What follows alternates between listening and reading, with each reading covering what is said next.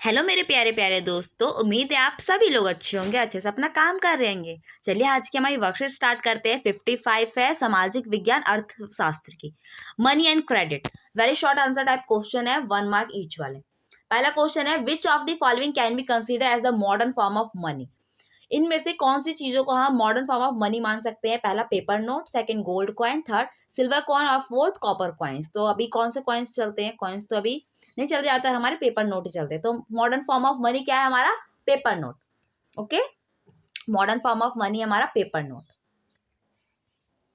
Second question कहता है, second की जगह तो ये 10 लिखा हुआ है लेकिन ये सेकंड ही है। Who is credited for the establishment of the ग्रामीण बैंक इन बांग्लादेश। बांग्लादेश में ग्रामीण बैंक जो है किसने स्टैब्लिश किया, किसको क्रेडिट जाता है?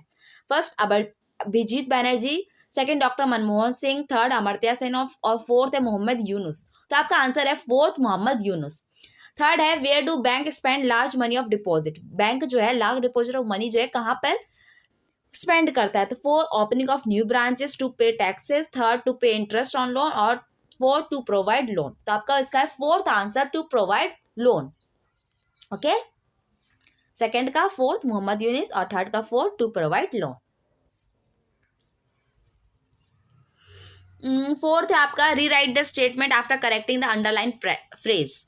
आपको एक करेक्ट करने के लिए लाइन दी हुई है। A loan given by the landlord is example of formal source of credit. जो लोन है किसी लैंडलॉर्ड ने आपको दिया है तो ये किस तरह का सोर्स है क्रेडिट का? फॉर्मल सोर्स है या इनफॉर्मल है? तो यहाँ पर इनफॉर्मल नहीं आएगा, क्या आएगा? इनफॉर्मल आएगा। फिफ्थ है आपका, filling the blanks, the dash supervise the functioning of formal source of loan in India.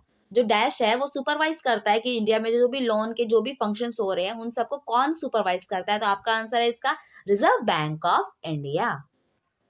क्या है आपका? Reserve bank of India supervise the functioning of formal source loan in India. Okay, 6 देखते हैं, read the statement and choose the correct option. Statement पढ़नी है और आपने option choose करना है। पहला असर्शन है, reserve bank of India issue the currency on behalf of government of India. Reserve bank of India क्या करता है? गवर्नमेंट के बिहाफ पर वो करेंसी इशू करता है। और रीजन है इसका, reserve bank of India provide feedback to government of India regarding monetary policy of India. पहला है कि रिजर्व बैंक है वो हमारे इंडिया के गवर्नमेंट ऑफ इंडिया के बिहाफ पे हमें करेंसी इशू करवाता है। और रीज़न क्या देता है? क्या जो रिजर्व बैंक इंडिया है वो फीडबैक देखता है हमारे भारत सरकार को, ताकि कुछ मॉनेटरी की जो पॉलिसी है इंडिया की उसके ऊपर कुछ वो फीडबैक देता है। तो इसके ऑप्शन है, क्या ए और आर दोनों ट्रू है? पहला है ए और आर दोनों ट्रू है और आर जो है करेक्ट एक्सप्लेनेशन है ए का। और बी है आपका, ए और आर दोनों ही ट्रू है लेकिन आर जो है करेक्ट एक्सप्लेनेशन नहीं है। सी ए करेक्ट है बट आर जो है इनकरेक्ट है। और डी ए रॉन्ग है और बी जो आर है वो करेक्ट है। तो आपका आंसर क्या, इसे आप लगाएंगे कि जो आपने असर्शन पढ़ा यानी एक फैक्ट पढ़ा, क्या उसका रीजन जो नीचे दिया हुआ है वो उसका सही सही आपको बताता है कि यही इसके लिए सही वाक्य है? तो इसका मेरा आंसर है इसका बी। ठीक है, कि both A and R true but R is not the correct explanation of the A. Seventh पढ़ते हैं, filling the blanks, cheque is the example of dash form of currency. तो इसका आंसर देखिए, cheque is the example of modern economic form of currency. Okay, आपका 8 question है, which among the following is the cheque number printed on the picture given below. हमें ये check दिया हुआ है ओरिएंटल बैंक ऑफ इंडिया का, oriental bank of commerce का है। हमें इसे बताना है कि चेक नंबर कहाँ पर प्रिंट है। तो बहुत सारे लोगों ने, हमारे फ्रेंड्स ने चेक देखा होगा, उन्हें पता भी होगा कि चेक का नंबर आखिर कहाँ पर होता है। तो आप बता सकते हैं कहाँ पर होगा?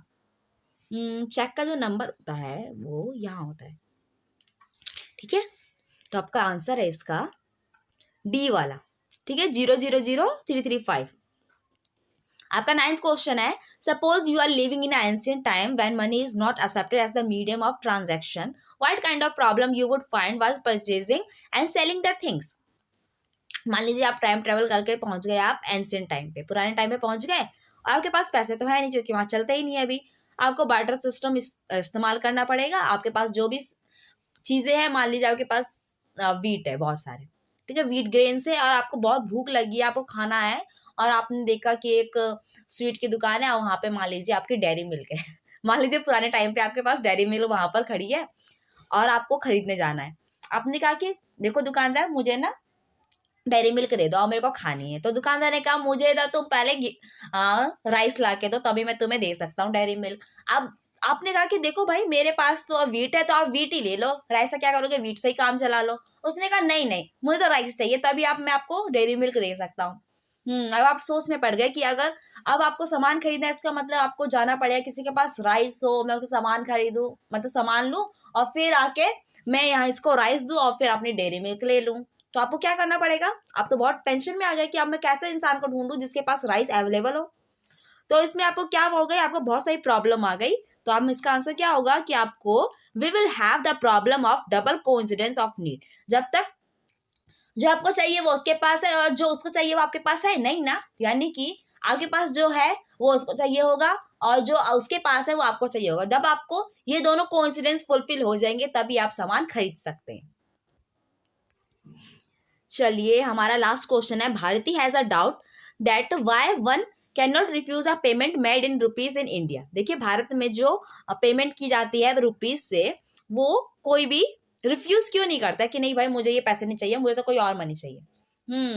मान लीजिए आप गए दुकानदार के पास, गए आपने बनानास खरीदे और फिर आपने दे दे कि ले भाई ये ले, ये मेरे पास $1 है, तू इसे रख ले, इसने बहुत सारे पैसे है। उसने कहा नहीं भाई मुझे तेरा डॉलर नहीं चाहिए, मुझे तो भाई $20 ही चाहिए, मुझे वही दे दे।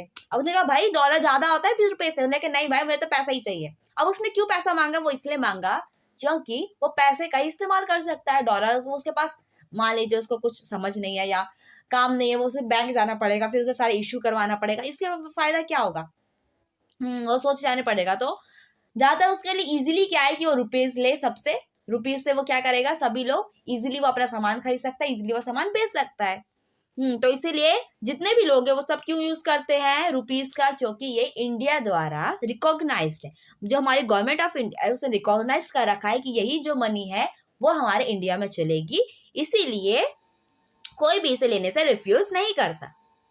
Because this currency recognised by the government of India, क्योंकि इस करेंसी को गवर्नमेंट ऑफ इंडिया ने रिकॉग्नाइज्ड किया है।